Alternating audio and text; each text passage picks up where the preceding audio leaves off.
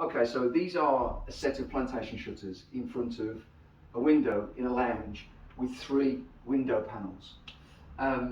There's a couple of options that you can run here. You can either have bifolding shutters that would bifold out this way, and one that open that way, or you can configure it like this, so that shutter opens like that, this one opens like that, and this one opens like that.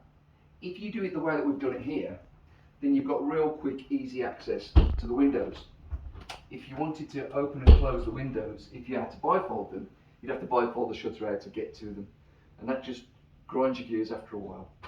So easy access to the windows.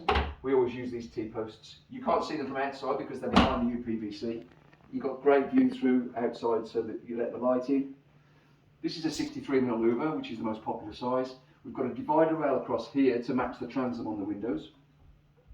So then you can close the louvers at the bottom section, leave the louvers in the top section open, so you've got light coming in, but you've got all your privacy. This tilt wand here opens and closes the louvers. This tilt wand's on the left-hand side, is offside, the hinge side of the shutter. You can have them in the centre, on the right-hand side or the left-hand side. These are hinge side. So that's your plantation shutters in a lounge.